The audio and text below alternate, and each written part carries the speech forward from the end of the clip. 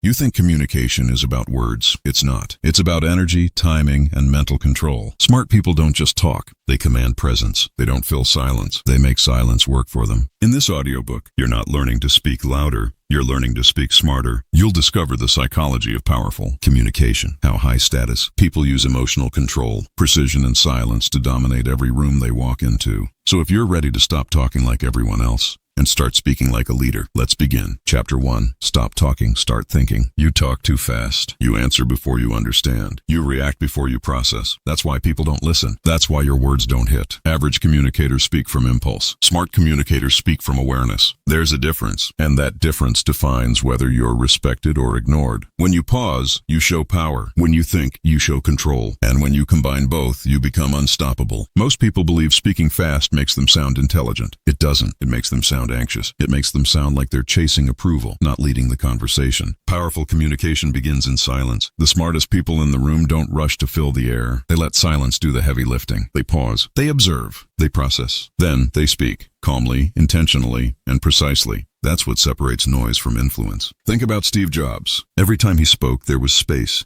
between his thoughts and his words. He wasn't just talking. He was controlling the tempo of attention. 3 seconds of silence. That's all it took. And the world leaned in. Those pauses weren't mistakes. They were strategy. Jobs understood something most people never will. When you pause, people fill the silence with respect. They assume you're thinking deeply, even if you're just breathing. That's the psychology of powerful communication. It's not about how much you say, it's about how much control you hold when you say it. Pause before power, silence before speech. Remember that phrase. Repeat it until it becomes automatic. Because every time you pause before speaking, you send one clear message: I am in control. You have a choice every time you open your mouth. You can talk to be heard, or you can speak to be remembered. One requires impulse, the other requires discipline. This is not about sounding smart, it's about thinking smart. You don't need to know all the answers. You just need to stop talking long enough to hear the truth in the room. Listen to what's not being said. Listen to the tone. Listen to the silence. That's where real intelligence lives. When you speak without thinking, you lose leverage. When you think before speaking, you create it. That's the key. Let's talk about conversations that matter. Business meetings, interviews, relationships. The person who rushes to speak always loses power. Why? Because they reveal emotion too early. They show their cards. They break frame. The one who waits listens and then speaks. They lead. They control timing. They control tone. They control tension. In communication, tension is energy. And when you learn to hold it, to stay calm, to delay, to breathe, you become magnetic. People start listening not because of what you say, but because of how long it takes you to say it. That's control. That's presence. Pause before power. Silence before speech. Here's the mistake most people make. They talk to fill silence because silence makes them uncomfortable. They confuse quiet with weakness. They assume if they're not speaking, they're losing ground. But the truth? Every time you rush to speak, you give away power. Every time you wait, you gain it back. Leaders don't chase attention. They attract it by slowing down. They make people wait for their words. You can do the same. Next time someone challenges you, don't rush to defend yourself. Pause. Breathe. Let silence do the work. In that moment, you are not losing control. You're claiming it. You're showing emotional intelligence. You're showing that you respond, not react. You have a choice. Every conversation gives you that choice. React or respond. Impulse or intention. Noise or precision. Let's break it down. When you speak from emotion, you lose clarity. When you speak from thought, you gain impact. It's not about being quick. It's about being clear. Before you speak, ask yourself 3 simple questions. 1. Is what I'm about to say necessary? 2. Is it true? 3. Is it powerful? If it fails any of those questions, don't say it. Because silence will serve you better than noise ever will. This is how high-status individuals communicate. They know when to say less. They know when to let others talk. They know that the most confident person in the room isn't the one who talks the most. It's the one who talks last. That's composure. That's dominance. You don't need to prove your intelligence through words. You prove it through patience. You prove it through presence. When you slow down, you project authority. Because speed is insecurity. Stillness is confidence. Think about the greatest communicators you've ever heard. They don't rush. They make you wait. They make every word count. That's not coincidence. That's discipline. It's not about being loud. It's about being intentional. It's not about talking more. It's about saying less better. Here's your practical exercise. For the next 24 hours, slow your communication down by 30%. In conversations, count 1, 2 before you answer. Notice how it changes the room. Notice how people start paying closer attention. Notice how your confidence rises. It will feel uncomfortable at first. That's fine. Growth always does. But that discomfort is your power training itself. You're rewiring your brain from impulse to intelligence. You're teaching yourself that thinking is stronger than reacting. Pause before power. Silence before speech. When you master this, you stop being forgettable. You start becoming felt. Because people don't just hear your words. They feel your control. They feel your certainty. They feel your calm. That's the psychology of speaking smart, not chasing the spotlight, owning it quietly, not proving your worth, displaying it effortlessly. You have a choice in every conversation, to react like everyone else or to rise like someone rare. And once you choose to think before you talk, you'll realize most of the world is just talking. But you're communicating with purpose. You've taken the first step toward mastering powerful communication. You've learned to think before you speak. You've learned to control before you respond. That's emotional intelligence in motion. That's leadership in practice. You mastered your impulse. Now it's time to master your presence. Chapter 2. The Psychology of Presence. Before you ever say a word, people already know who you are. They can feel it. They can sense it. Your presence speaks long before your voice does. You don't need to announce power. Real power announces you. That's the psychology of presence. It's invisible but undeniable. People don't listen to words. They listen to energy. They listen to your calm. They listen to your confidence. And if you don't have either, they stop listening altogether. Your body talks louder than your mouth. Your eyes tell more truth than your tongue. Your breathing reveals what kind of control you truly have. Presence is not about being noticed. It's about being felt. It's about projecting stability when everyone else is unstable. It's about creating calm when everyone else is frantic. Presence is power. Calm is control. Think about this. When you walk into a room, your energy arrives before your body. If your mind is scattered, your energy is scattered. If your breathing is shallow, your presence is weak. If your tone is rushed, your control is gone. People pick it up instantly, not consciously but emotionally.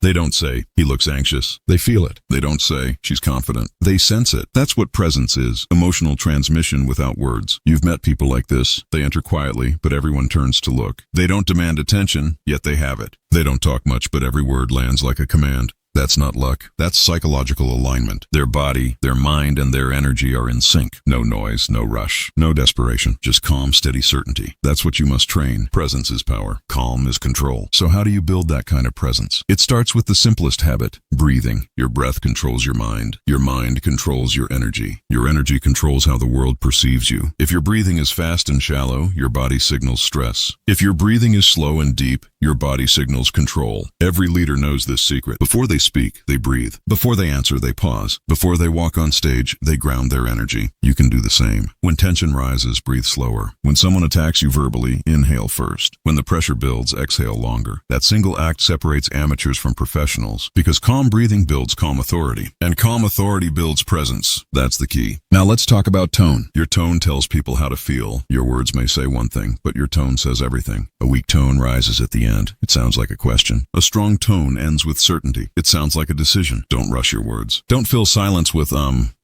or like. Those are fillers for fear. Replace them with pauses. Replace them with stillness. When you lower your tone slightly and slow your pace, people feel calm around you. And when people feel calm around you, they start to trust you. Trust equals influence. And influence equals power. Presence is power. Calm is control. Next, eye contact. Not staring. Not intimidation. True, grounded eye contact. The kind that says, I see you and I'm not afraid of you. When you hold steady eye contact, you communicate self-assurance without a single word. When you look away too soon, you communicate doubt. You don't need to glare. You just need to hold. You don't need to dominate with your eyes. You just need to stay there long enough to show, I'm not shaken. The key isn't aggression. It's stability. You're not trying to overpower people. You're showing that nothing can pull you off balance. That's presence. Because presence is not noise. It's silence in control. It's stillness under stress. It's the quiet confidence that says, I've been here before. People respect that energy instantly. Look at world leaders, top athletes, elite negotiators. They all share one trait, composure. Their tone never wavers. Their breathing never breaks. Their eye contact never runs. They could be in chaos, but inside they're calm. That calm becomes their weapon. That calm becomes their authority. Because when everyone else loses control, the calm person becomes the leader by default. They become the emotional anchor. People gravitate toward that. People follow that. That's how presence turns into influence. Presence is power. Calm is control. Let's talk about daily life. You can practice presence in every interaction. Start small. When someone cuts you off in traffic, breathe, don't react. When someone interrupts you, pause, then continue speaking slowly. When a meeting gets heated, lower your voice, not raise it. That's real control. That's emotional discipline. That's communication mastery. You don't need to shout to be heard. You just need to stay centered while everyone else unravels. Remember, people remember how you made them feel. If you make them feel rushed, they forget you. If you make them feel calm, they remember you. Your calmness becomes your credibility. Your stillness becomes your strength. Your presence becomes your persuasion. That's how influence works. So ask yourself, when you enter a room, what do people feel? Do they feel feel chaos or do they feel control? Do they feel noise or do they feel peace? You decide that. You decide the emotional temperature of every space you walk into. Because presence is a choice. It's not something you're born with. It's something you train every single day. And once you build it, people feel it without explanation. They won't know why they trust you. They won't know why they respect you.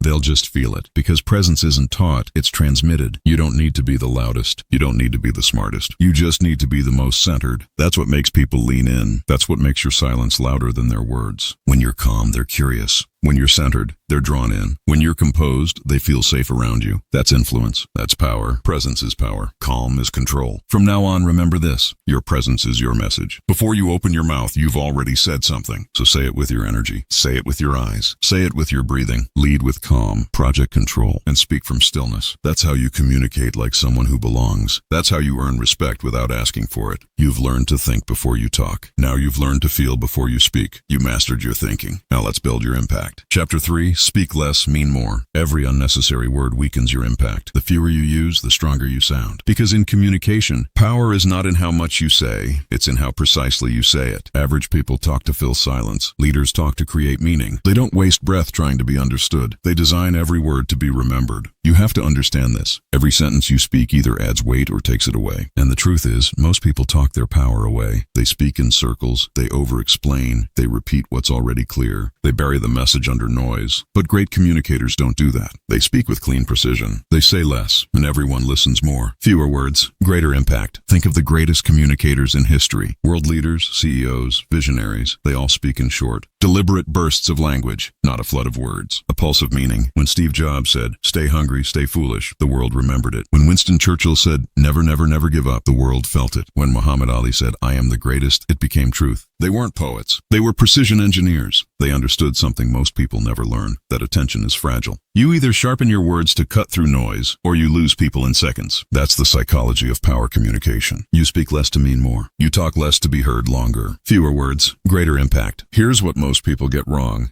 They think speaking more proves intelligence. But the smartest people speak the least, because they know that real intelligence doesn't need validation, it needs clarity. When you speak too much, you give away control. You reveal your insecurities. You let emotion leak into your logic. But when you cut your words, when you refine your message, you project strength. You sound calm, certain, intentional. You don't need their permission. You don't need their reaction. You only need precision. It's not about impressing people. It's about influencing them. It's not about proving knowledge. It's about delivering value. It's not about talking more. It's about talking better. That's the difference between noise and impact. In your next conversation, try this. Say what you mean and stop talking. Don't explain. Don't justify. Don't add, just to be clear. Let silence finish your sentence for you. The silence after your words will make people think. And that's what you want. Not to talk more, but to make them think more. If your words don't echo in their mind after you've stopped talking, then you're saying too much. Fewer words, greater impact. Here's how world leaders do it. When a president addresses a nation, every phrase is tested. Every pause is intentional. Every sentence has rhythm, gravity, and precision. They don't improvise emotion. They engineer clarity. When a CEO speaks to investors, they don't ramble about potential.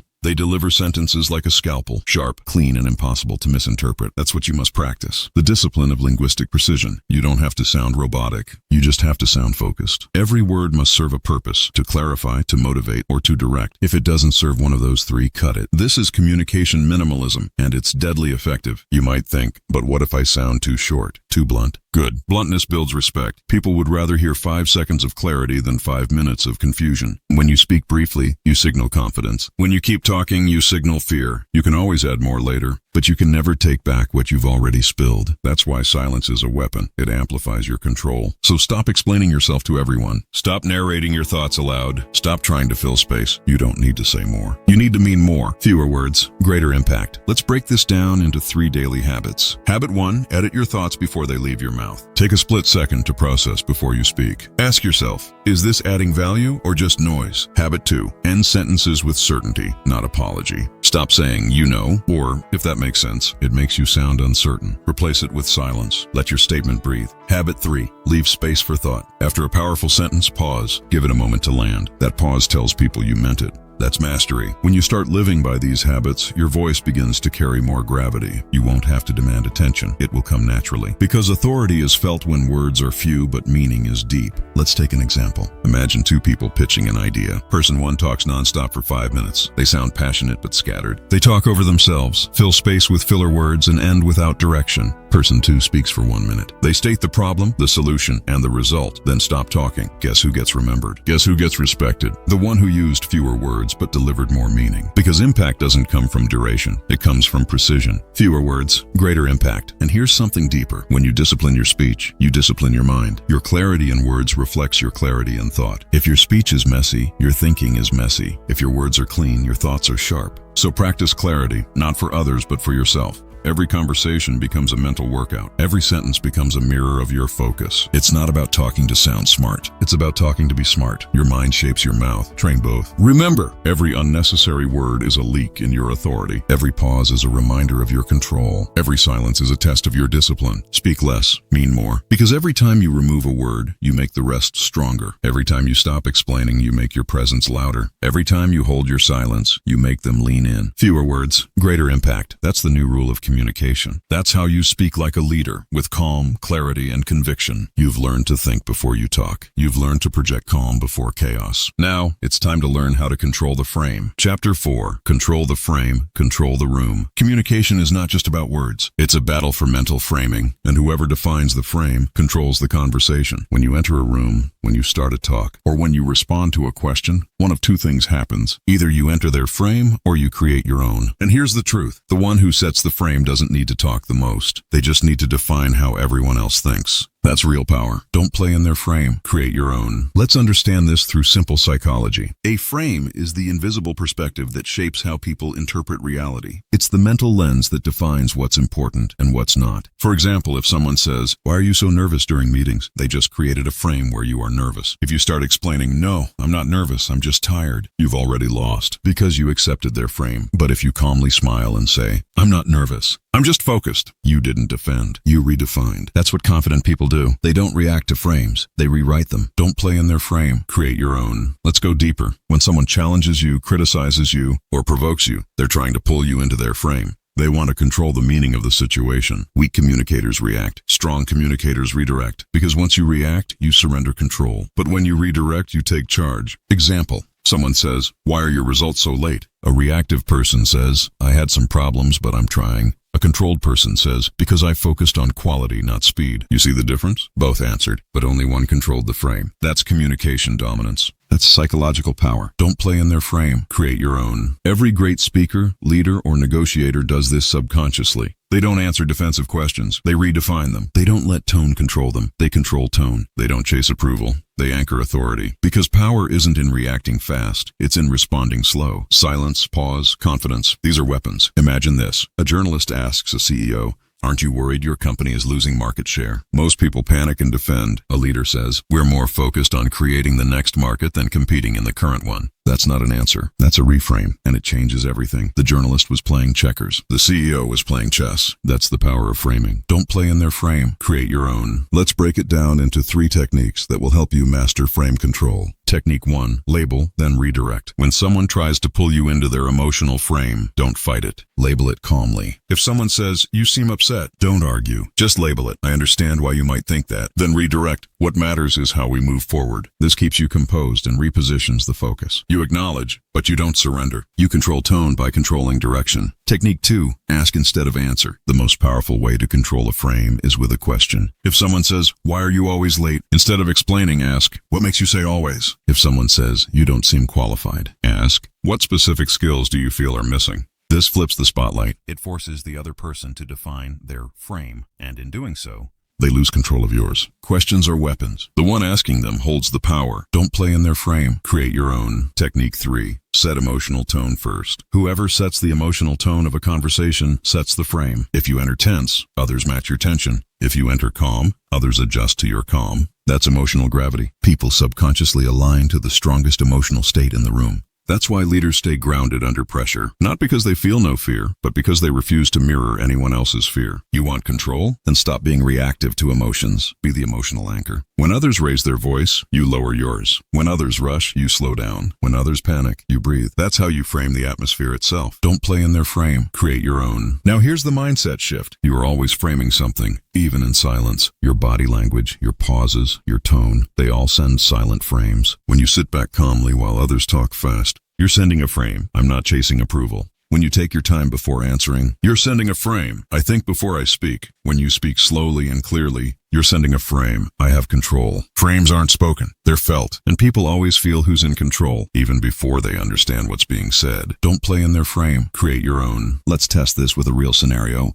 You're in a meeting. Someone says, I think your idea won't work. Average person, why not? I worked hard on it. It can work if we frame lost. You're now defending. Controlled communicator, that's one way to see it. Here's another. Frame held. You didn't fight their opinion. You replaced it with a higher one. That's mastery. Don't fight frames. Outgrow them. Frame control is not about arrogance. It's about self-possession. It's about knowing that your worth, your idea, your opinion doesn't need outside validation. Once you know that, people feel it. And once they feel it, they follow it. Because confidence is contagious, but composure is magnetic. Frame control is not loud dominance. It's quiet certainty. It's not about being right. It's about being centered. It's the difference between talking to win and talking to lead. Don't play in their frame. Create your own. Remember this law. Whoever defines the meaning defines the moment, and whoever defines the moment controls the room. So next time someone tries to put you on the defensive, don't fight their words. Change the frame. If they say you failed, you say I learned. If they say you're too slow, you say I'm methodical. If they say you're too direct, you say I value honesty. Never defend your power. Redefine it, because the one who sets the meaning sets the direction. And once you control the direction, you control the room.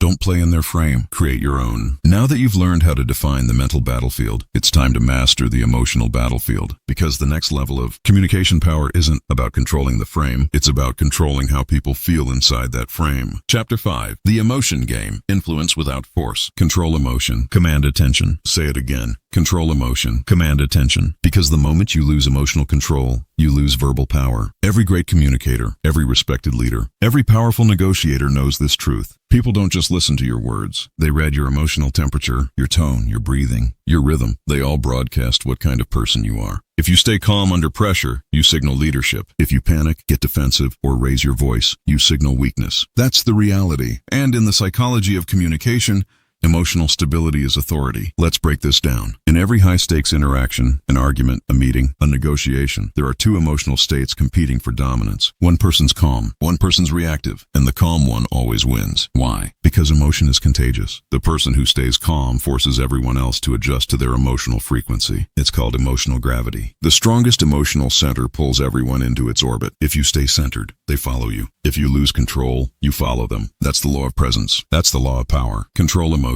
Command attention. Let me give you a real-world example. Think of elite negotiators, people who sit across billion-dollar deals or life and death decisions. They never rush. They never raise their voice. They never reveal emotional spikes. Even when insulted, even when provoked, they stay composed. Why? Because once emotion enters, logic disappears. A calm mind sees options. An emotional mind sees threats. And when your mind sees threats, your voice follows. Your tone tightens. Your words lose rhythm. Your power vanishes. That's why the person who can stay emotionally neutral controls the entire conversation. Control emotion. Command attention. But here's the problem. Most people think expressing emotion shows passion. They think loudness equals power. They're wrong. Power doesn't come from how loud you speak. It comes from how little emotion you leak. The less emotion you leak, the more control you project. Think of the world's most respected communicators: Barack Obama, Morgan Freeman, Elon Musk, Nelson Mandela. They speak with emotional restraint, not emotional explosion. They never chase intensity. They channel it, because when your emotions are mastered, your voice becomes a weapon. When your emotions are chaotic, your voice becomes noise. Control emotion. Command attention. Here's what you need to understand. Emotional control isn't suppression. It's management. You're not ignoring feelings. You're mastering their timing. You decide when to show emotion, how much to show, and for what reason. That's what makes communication powerful. Not emotion itself, but controlled emotion. Think about great speakers. They pause before emotion. They breathe before emphasis. They let silence build before intensity. Emotion, used intentionally, amplifies your words. Emotion, used impulsively, dilutes them. Your goal is not to become robotic. Your goal is to become unshakable. Because emotional control is not coldness, it's clarity. Control emotion. Command attention. Now let's talk about what happens physiologically. When you're emotionally triggered, when anger, fear, or frustration hits, your body reacts before your mind does. Your breathing shortens, your heartbeat accelerates, your voice tightens, and that's where you lose power. The solution? Slow your breath before you respond. Exhale. That single breath resets your nervous system. It signals your brain, I'm in control. That's how you take back emotional dominance. Remember this.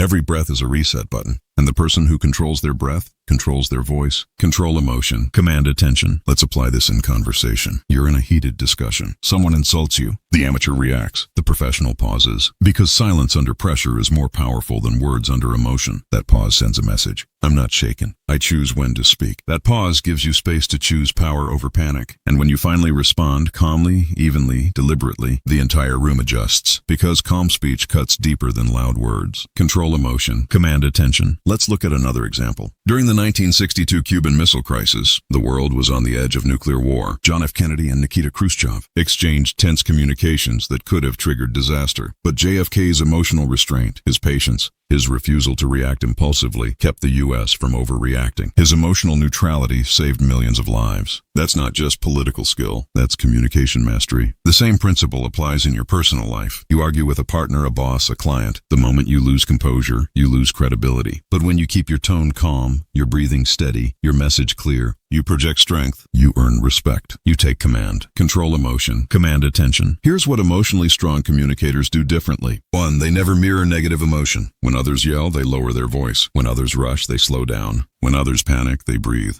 This inversion breaks emotional contagion. It forces others to follow your emotional rhythm. 2. They replace emotional energy with intellectual clarity. Instead of reacting, they analyze. Instead of defending, they observe. Because the moment you step into the observer's role, you win. 3. They use emotion only for precision. They raise intensity strategically, at the right time, for the right message. Controlled emotion inspires. Uncontrolled emotion confuses. That's the difference between amateurs and leaders. Control emotion. Command attention. Remember this truth. In communication, emotion is the volume knob of your authority. The calmer you are, the louder your words echo. Because calmness isn't weakness. It's confidence, disguised as stillness. People trust calm voices because they represent certainty, and certainty is magnetic. When others lose control, they reveal their insecurity. When you stay composed, you reveal your power. Your voice becomes the anchor. Your presence becomes the standard. And your silence becomes louder than their noise. Control emotion. Command attention. Every conversation is a test. A test of who can stay calm longer. A test of who can think while others react. You want verbal power? Then learn to feel deeply but respond slowly. That's emotional intelligence in action. That's how you lead. That's how you persuade. That's how you win. Because people don't follow emotion. They follow control. Control emotion. Command attention. You've learned how to master your emotional energy. Now it's time to use that calm authority to influence others. Because once you control yourself, the next step is learning how to shape how others feel. That's where true communication power begins. Next chapter, the emotion game, influence without force. Chapter 6, the art of strategic silence. Silence is not weakness. Silence is not awkwardness. Silence is dominance. Because the person who controls silence controls attention. And the person who controls attention controls the room. Pause to lead. Speak to confirm. That's the law of powerful communication. When you speak too much, people stop listening. When you speak precisely and pause, people lean in. Barack Obama mastered this. He didn't rush his words. He used silence to make every phrase land with weight. His pauses weren't empty. They were charged. They gave meaning room to breathe. And in those seconds of silence, the crowd didn't just hear him, they felt him. That's the secret most communicators miss. Power doesn't live in your words. It lives in the space between them. Pause to lead. Speak to confirm. Let's talk about psychology. Silence makes people uncomfortable. And when people get uncomfortable, they start revealing themselves. They fill the gap with explanations, apologies, justifications, while you stay calm, composed, and in control. That's what dominance sounds like. In a conversation, silence is not absence, it's pressure. It's a mirror that forces the other person to confront their own words. Great negotiators use this all the time. They say one sentence and then stop. The average person rushes to fill the quiet. The professional lets the silence work for them,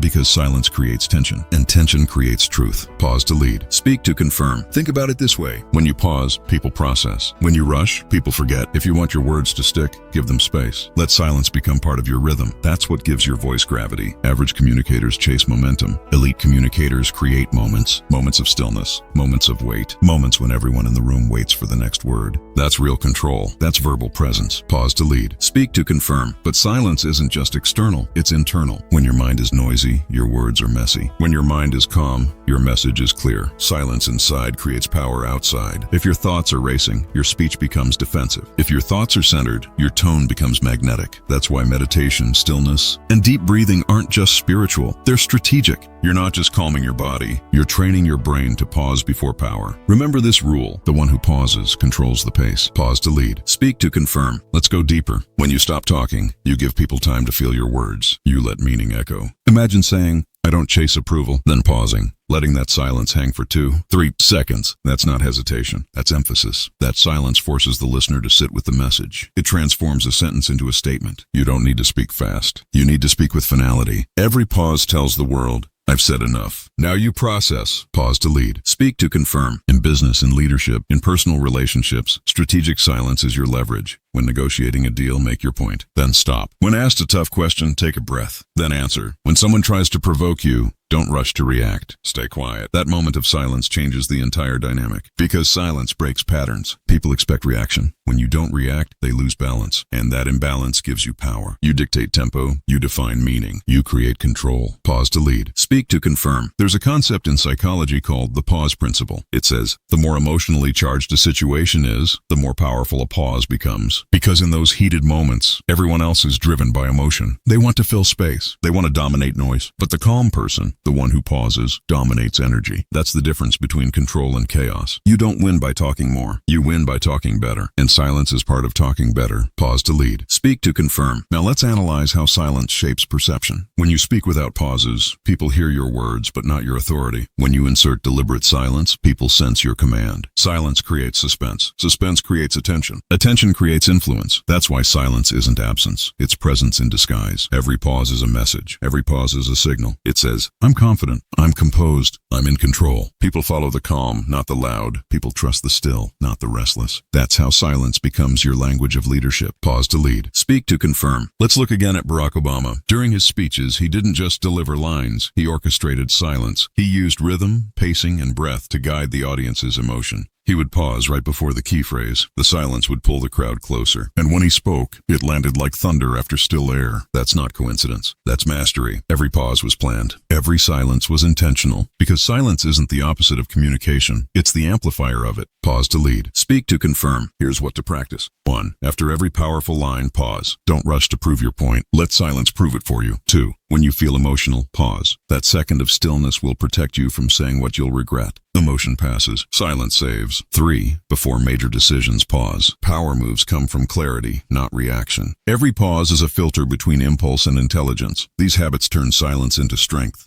Pause to lead. Speak to confirm. Remember this. Words without silence are noise. Words with silence are music. Every great leader speaks in rhythm, sound and space, tone and pause. They don't fill silence. They frame it. Chapter 7. The high-status vocabulary shift.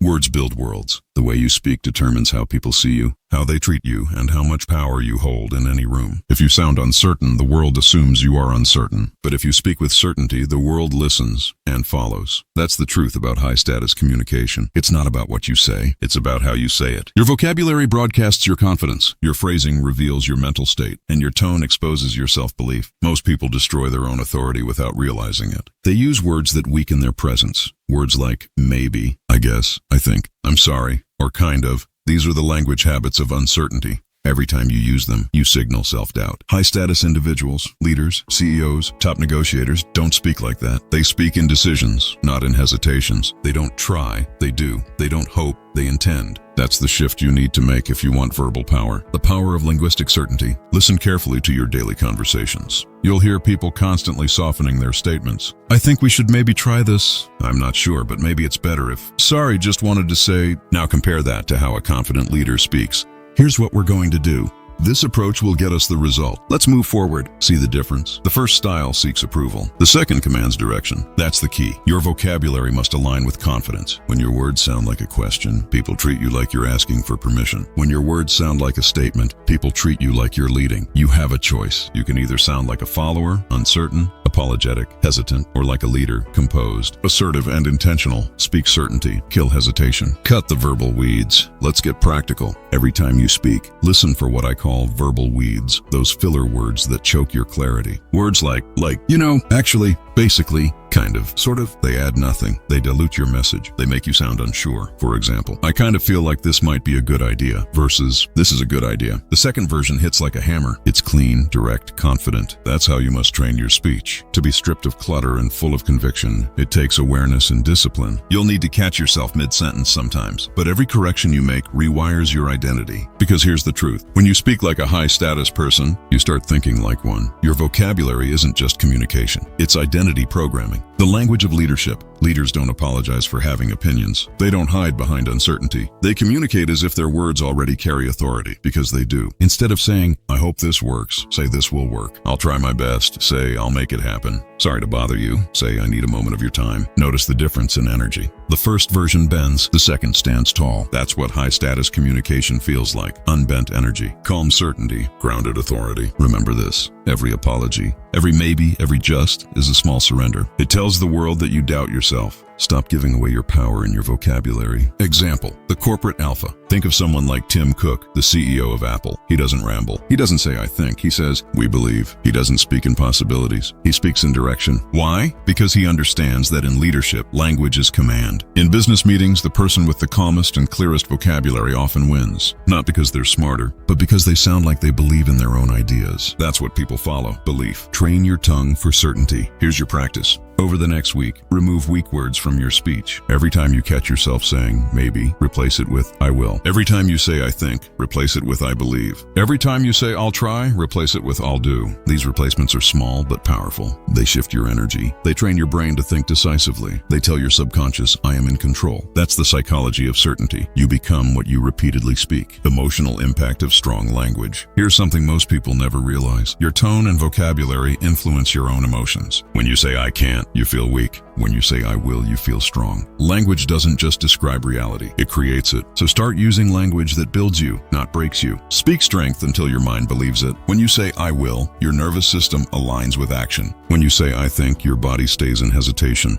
That's biology. Speak certainty, kill hesitation. The subtle power of brevity. High-status vocabulary is not just about what you say, it's also about what you don't say. People who talk too much often leak authority. Every extra sentence gives room for doubt. Every justification signals insecurity. When you're confident, you don't explain, you declare. Example. Someone asks, are you sure this is the right approach? A low-status response. Yeah, I think so, because if you look at the data, maybe we could. A high-status response. Yes, it is. That's it. Simple, direct, powerful. Fewer words. Greater impact. Repetition and identity. Every time you speak, you're telling the world who you are. But more importantly, you're telling yourself who you are. If your vocabulary is filled with weak, apologetic phrases, you're reinforcing a weak, apologetic self-image. But if your vocabulary is filled with certainty, command, and calm clarity, you're building an identity of power. That's why this chapter isn't just about speaking. It's about self-reinvention. You don't need their permission. You don't need to soften your edges. You don't need to justify your decisions. Speak like someone who already belongs where they want to be. That's the shift. That's the transformation. Closing transition. You've now learned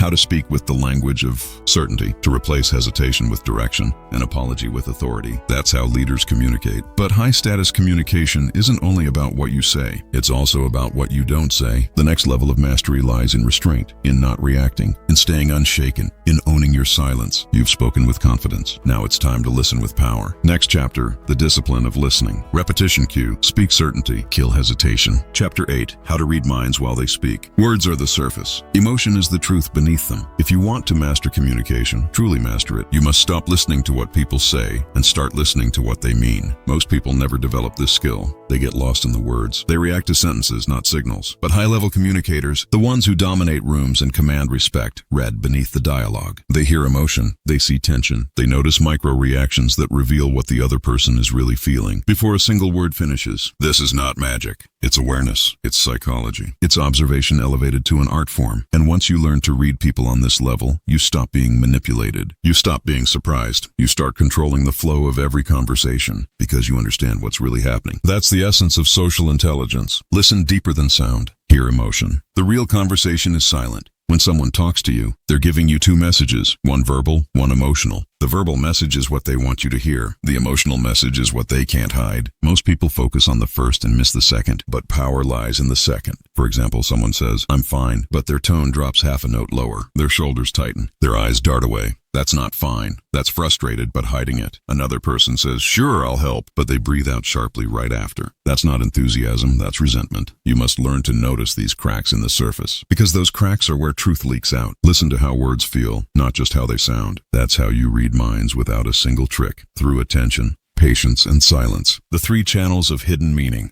There are 3 channels you must master: tone, face, and body. 1. Tone. This is the emotional fingerprint of speech. Every emotion has a rhythm. Anger hits fast and sharp. Sadness drags low and slow. Confidence has pauses. Anxiety rushes. When you train your ear to tone, you start hearing energy, not sentences. Doofus. The eyes, eyebrows, and mouth leak micro-expressions that last less than half a second. A tiny eyebrow raise signals doubt. A micro-smile during disagreement means they're hiding something. Learn to catch it. 3. Body. Humans shift unconsciously when their emotions shift. They lean in when engaged, pull back when threatened, cross arms when defensive, open palms when honest. The body never lies. The secret is to watch everything, react to nothing, observe without judgment, decode without emotion. That's how you gain real understanding and control. Listen deeper than sound. Hear emotion, the power of stillness. To read minds, you must first calm your own, because when you're emotionally reactive, your mind is too loud to observe others. You miss cues because you're busy preparing your next response. You fail to notice details because your ego wants to speak. But when you're calm, truly calm, your perception sharpens. You start noticing small things others overlook. The half-second hesitation, the shift in breathing, the change in posture. These are your data points. The calmer you are, the more data you collect. The more data you collect, the clearer your picture becomes. Presence amplifies perception, and perception equals power. Example, the master negotiator. Let's take a real-world example. A high-stakes negotiator walks into a meeting. The other side says, "We can't go lower than this price." Most amateurs would start arguing, but the professional stays quiet and watches. He notices a quick glance between 2 members of the opposing team. One looks slightly downward, the other taps their pen twice. Nervous energy. He smiles. He's just learned something crucial. They can go lower. They're bluffing. He says calmly, "You and I both know there's flexibility here." Silence. One of them looks away. He's right, and they know it. That's what awareness gives you. Leverage. Not because you're louder, but because you're more observant. The person who listens the deepest controls the room. How to train emotional hearing. You don't need special equipment. You just need attention. Start with this simple exercise. When someone speaks, focus 70% on their tone and body, 30% on their words. Ask yourself silently, do they sound confident or unsure? Are their movements open or closed? Are their eyes steady or restless? You'll be amazed at how much you pick up when you stop reacting and start observing. Then, confirm your intuition quietly. Ask gentle, probing questions like, "You sure about that? You seem a bit uncertain. What's on your mind?" This not only reveals truth, but also signals emotional intelligence. It shows people you're tuned in. And when people feel seen, they open up, sometimes more than they meant to.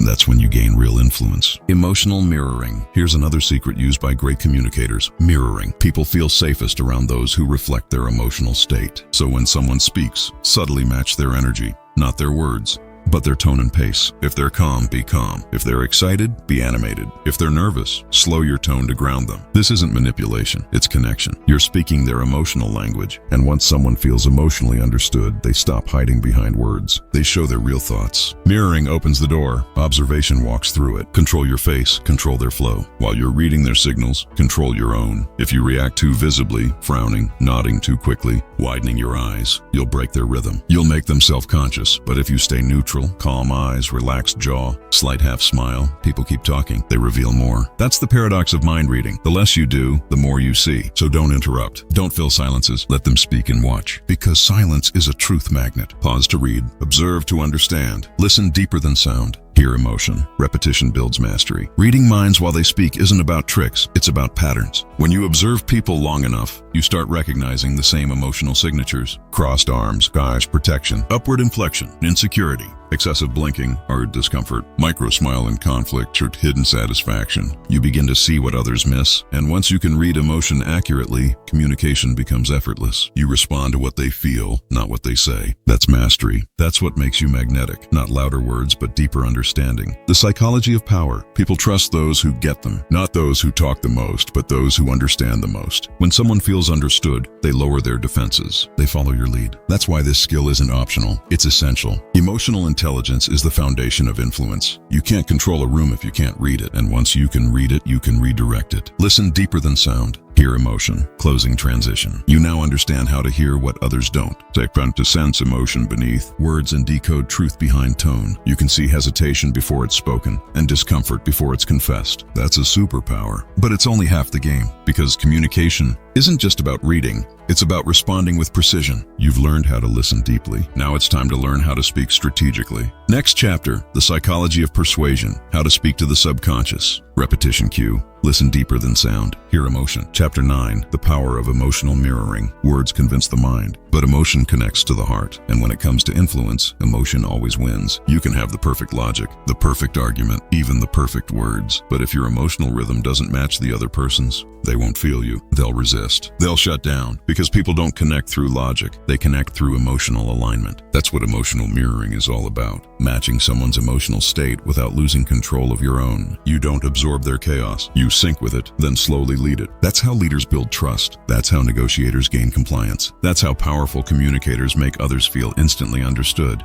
Match emotion. Maintain power. Connection before control. Before you can lead anyone emotionally, you must join them. If someone's angry and you respond with cold logic, they'll reject you. If someone's excited and you respond flatly, they'll feel unheard. But if you mirror, if you meet them where they are, you create connection. You send a subconscious signal, I understand you. And once they feel understood, their defenses drop. Their brain moves from survival to trust. The FBI uses this. Therapists use this. Great communicators use this. Because when someone feels emotionally matched, they stop fighting to be heard and start listening. Connection first, control second. That's the order of influence. The science behind mirroring. Our brains are wired with mirror neurons. Cells that make us subconsciously mimic the emotions, posture, and tone of those around us. It's why you yawn when someone else yawns. It's why laughter spreads in crowds. It's why calm people make rooms calmer, and anxious people infect everyone around them. Mirroring activates these neurons. It tells the other person's subconscious, you are safe here. That's the psychology of rapport, and once rapport is built, persuasion becomes effortless. But remember, mirroring doesn't mean imitation. You're not copying, you're calibrating. You're reflecting their rhythm while staying emotionally grounded. That's the secret difference between manipulation and mastery. The FBI technique. Let's look at how professionals use this. In FBI hostage negotiations, agents are trained to mirror tone and pace. When a hostage taker yells, the negotiator doesn't yell back, but they don't stay robotic either.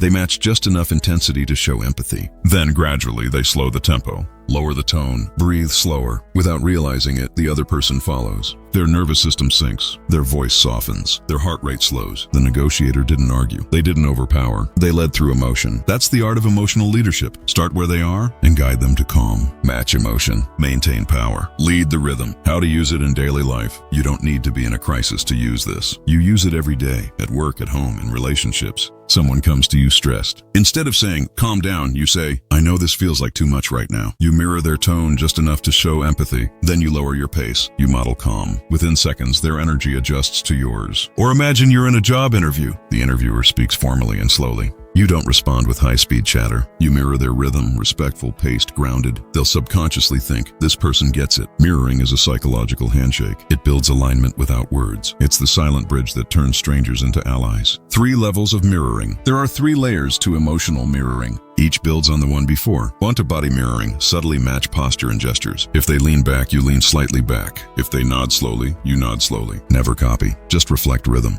Tone mirroring. Match their emotional tone and tempo. If they speak softly, you speak softly. If they're energetic, raise your tone slightly. Find the emotional middle ground, or energy mirroring. This is the deepest level. It's when your presence aligns with theirs. You feel what they feel, but you don't lose control. You stay grounded while they feel seen. That's mastery. Because real mirroring happens through presence, not performance. Calm dominance, the golden rule. Mirroring without control turns you into a follower, but mirroring with calm dominance turns you into a leader. Here's how it works. You enter the emotional state of the other person, just enough to connect, and then you lower the temperature. If they're angry, you mirror intensity briefly, then breathe slower, talk slower, drop your tone. Your calm nervous system becomes the dominant signal. And since humans subconsciously sync to the calmest energy in the room, they follow your lead. That's why calm is control. It's not about matching emotion to stay in it. It's about matching it to guide it, what not to do. Many people misuse mirroring. They fake it. They mimic body language like a trick. They force smiles or exaggerated nods. That's manipulation, and it fails because mirroring only works when your energy is authentic. You can't fake empathy. You can't fake understanding. The key is genuine curiosity. You're not pretending to feel their emotion. You're attuning to it. You're saying, I understand you and I'm here with you. That's why people trust calm communicators, because their energy feels real, not rehearsed. Example, the calm leader. Imagine a manager with a team in chaos. Everyone's frustrated, voices are raised, deadlines missed. A weak leader yells louder to gain control, but it backfires. A strong leader mirrors the frustration just enough to show understanding.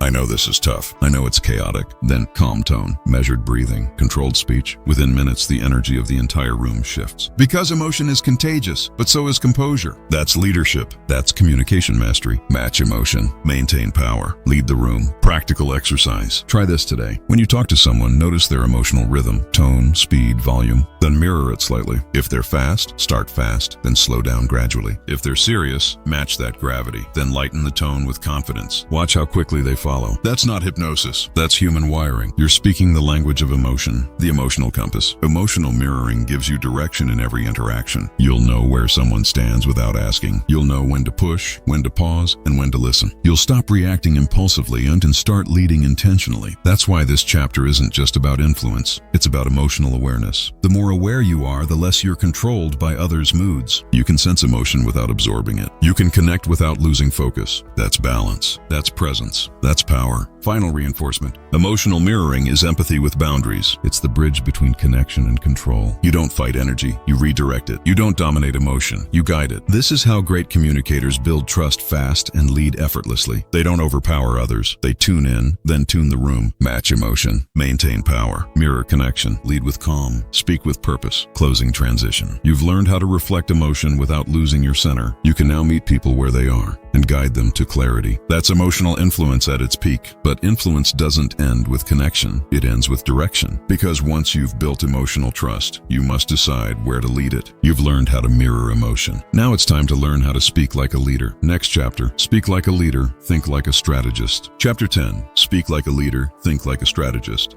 Every great communicator knows this truth. Words are not just sounds, they are strategy. When a true leader speaks, there's no randomness. Every phrase, every pause, every metaphor serves a mission. The message isn't just to be heard, it's to move people. Leaders don't speak to impress, they speak to influence. They understand that communication is architecture. Each sentence builds a foundation for belief, trust, and action. While others speak emotionally or reactively, a leader structures words like chess moves, always thinking 3 steps ahead. Clarity is their weapon, confusion is the enemy. A powerful communicator never floods the listener with details. Instead, they create direction. They simplify the complex without losing depth, turning chaos into clarity. When you speak clearly, people naturally assume you know where you're going, and they'll follow. Structure creates authority. Notice how the greatest speeches, from Churchill to Steve Jobs, flow in a rhythm. They set the stage, build tension, deliver a punchline or insight, then release emotion. It's not luck, it's design. A structured message gives the mind something to hold on to. Storytelling transforms information into inspiration. Facts inform. Stories transform. When you tell a story, the listener steps into your world. They see, feel, and believe as you do. Every great leader, from prophets to presidents, mastered this ancient art. If you want to speak like a leader, stop thinking in sentences and start thinking in outcomes. Ask yourself before you speak,